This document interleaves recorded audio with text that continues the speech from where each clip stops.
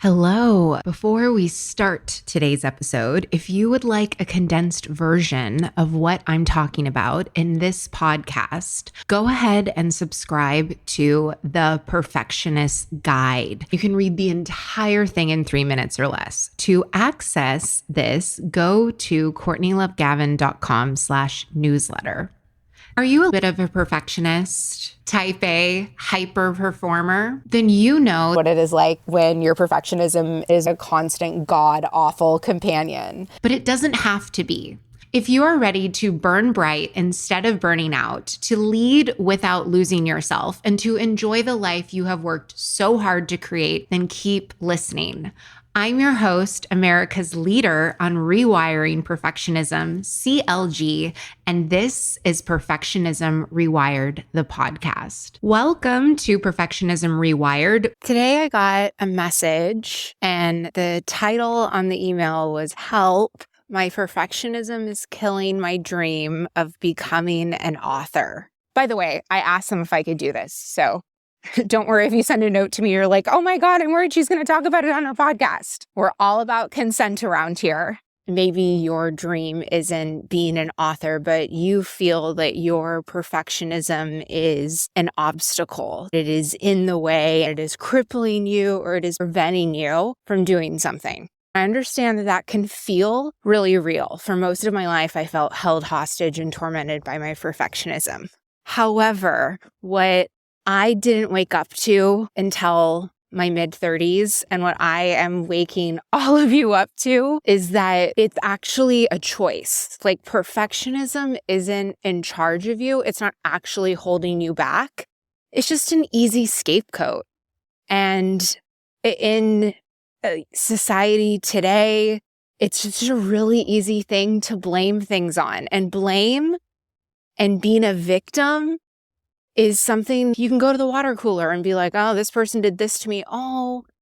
Because like sympathy, looking down upon someone, it's not threatening to our primal brain. For most people, it's the default route of, "Oh, this thing is holding me back and this is preventing me." But the truth is that like, it's not actually. And it's a choice. You're choosing to be held back and you are choosing to have perfectionism as your reason. I tell my clients inside Perfectionism Optimized, they have a whole private podcast episode about it. You can have your reasons or you can have your results. For this person, they don't have the result of being an author because they are choosing the reason of their perfectionism being a dream killer. When perfectionism used as a sword instead of a shield, and not a sword on yourself, like a sword to forge your way in the world, it's actually very, very powerful. It's actually an asset and it's not a liability. First thing, you want to recognize that your perfectionism isn't actually a dream killer. It's just a convenient excuse and reason. What we want to get underneath then is, and what I wrote back to this person is like, what are the exact habits that are happening? Because as human beings, we don't do anything without a payoff. Whatever this person's dream-killing habits are that are preventing them from writing and publishing and being out in the world as this amazing author that I know that they are, it's because their perfectionistic habits that they've developed, they're getting a payoff somehow.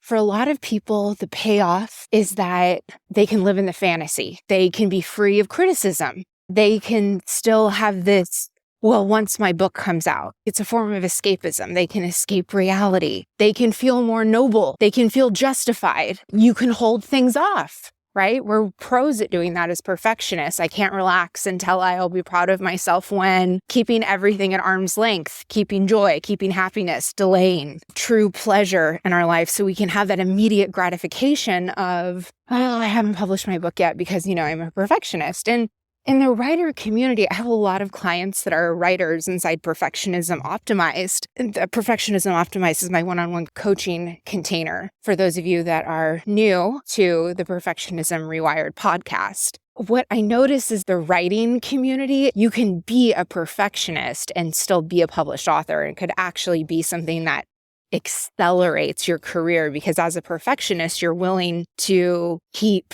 refining and to keep putting it out there. But the way that you do that is you put the first book out there. Like, even if it were true, like even if, let's say, this person wrote to me and said that they are missing both of their legs, that was killing their dream of running in a race.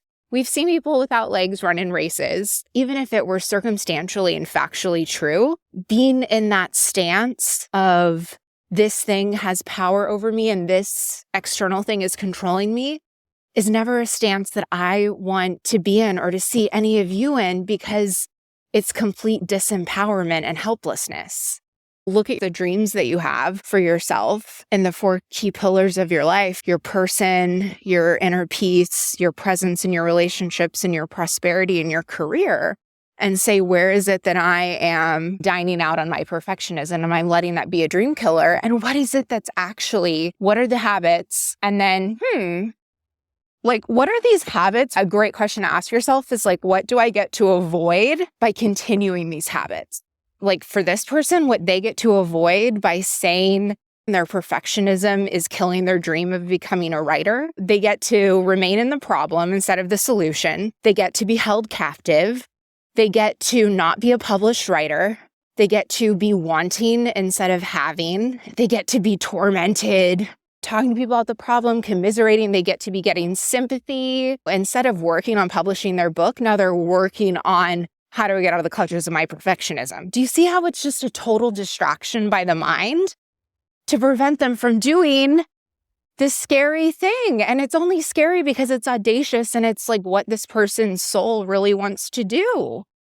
The other thing is that this person wrote to me in the email how committed they are. They talked about their commitment to their writing and their craft and doing the artist's way. The person isn't actually committed. When you're committed, wild horses can't stop you. Like, committed is I show up no matter what.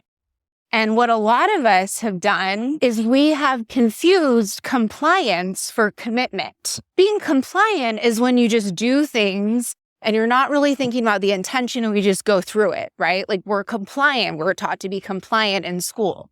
We're maybe not committed to behaving, but we're compliant with the behaviors at will. And so if you say that you're committed to something, like this person's like, this is my dream, I left my job, I saved up this much money for the next couple of years so I could only concentrate on writing, which, by the way, this person then realized, like, oh, before I was saying it was because, like, do you notice how the excuse changes? Before it was like because they were working as a corporate attorney full-time, they didn't have time for writing. Then it was like they didn't have an office for writing. Now it's the perfectionism. See, your brain, it's so tricky that way. Literally like a toddler before it wants to go to bed, it's like, I need to go potty. I'm hungry. I'm thirsty. I'm scared of the monsters under the bed. I need another story. This tag in my pajamas is itchy. Please sleep with me. There's a noise. My tooth is loose. They are pros. And your brain is just like that. It is a pro at wiggling out of things. And that's why it's up to you to be the CEO and to be in the driver's seat of your Ferrari drive, not letting the excuse of perfectionism or whatever you're choosing as your dream killer. Really look at like what you're committed to. Because when you're committed, you're not just going to be compliant and going through the motions. Commitment is like, if there's a fire, I'm going to run in the house. I'm going to break a window. I'm going to go get them, right? Because I'm committed to keeping my child safe.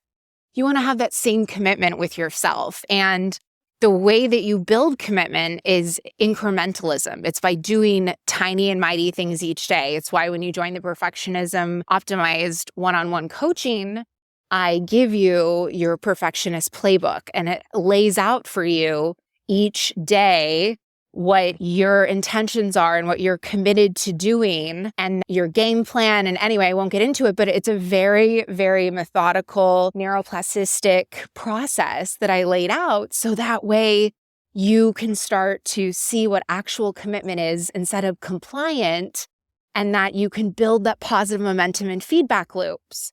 So for this person, I would suggest, if you're truly committed to that, what's something that you can commit to every day, that on a scale of 1 to 10, you're an 8 or better, that you're confident that you will follow through and do this. Start with those little things before you get into the big thing. Maybe for this person, being a published writer, it's like, okay, I'm going to publish an article on Medium this week, and then break down the steps you're going to do each day and start building. I worked with a lot of writers before. So like maybe it's going to the Moth and doing performance, like a bunch of things that you can do. Your perfectionism can be a dream accelerant and a dream maker, because it truly is. I have rewired mine, and I've done it for hundreds of clients, and I would love to help you also. If you want help with any of this, come and work with me. You can go to CourtneyLoveGavin.com/services. I will also put a link in the show notes.